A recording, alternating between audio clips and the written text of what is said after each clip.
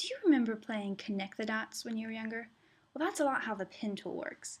The pen tool is one of the essential tools for illustration in Adobe Illustrator, whereas the brush tool works more like the brushes and pens that we're used to using in real life.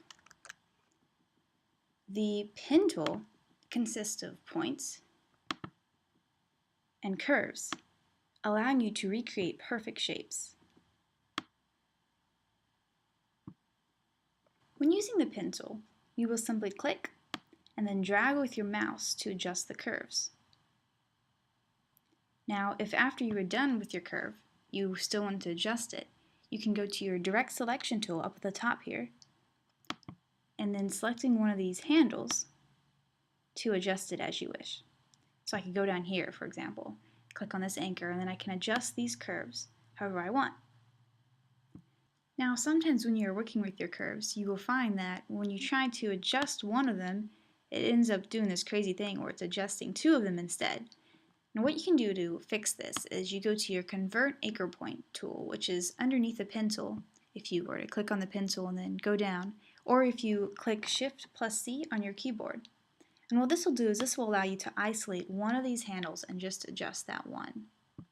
And also what it can do is you may find that you're having this weird problem where when you're trying to adjust this curve, it's kind of funky, as if there are two curves messing with it.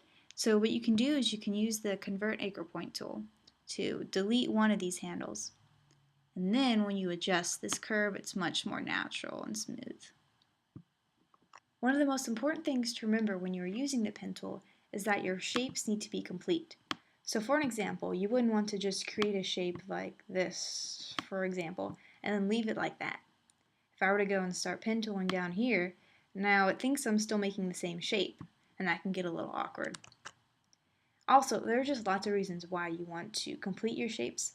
One of them is that the size of your lines may be different if you export your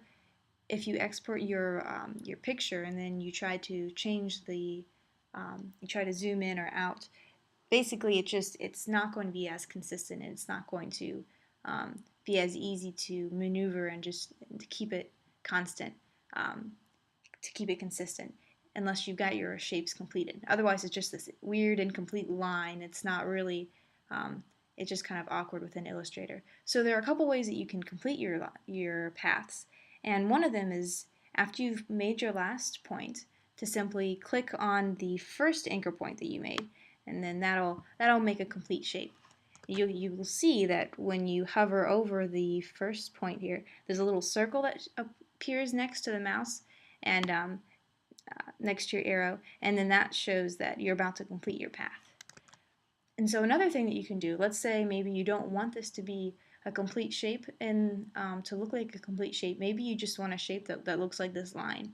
So what you can then do is you can go to Object, Expand, and then make sure that Fill and Stroke are checked here.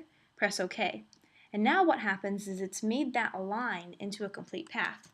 So if I zoom in really far here, you will see that it's this complete path around the line that we made. So if we go to our direct selection tool, we can then adjust any of these points if we wish. So after you've completed your shapes, you can then fill it in with color by clicking the fill box right here, and you can choose a color from here if you wish. I'm going to Command Z to undo that. Or you could also use the eyedropper tool, which is right here. I like to just click I on my keyboard. And then if you are tracing a picture like I am, you can just select one of the colors from the face. So maybe say I want it a little bit darker than that, or that's probably way too dark. But basically what you can then do is you can create lots of different shapes. So just to show you, like I could create a shape here to represent the highlight on my face, or make this a shape to represent this little shadow here or this shadow here. And then you can end up creating a lot of depth by just varying the colors and creating lots of highlights and shadows. So for an example, after many hours of just creating shapes in Illustrator, I was able to make this self-portrait. So basically all this is just shapes of different colors There are no gradients or blends or gradient meshes or anything like that. Basically just shapes of different colors. So there's really a lot that you can do with the pen tool.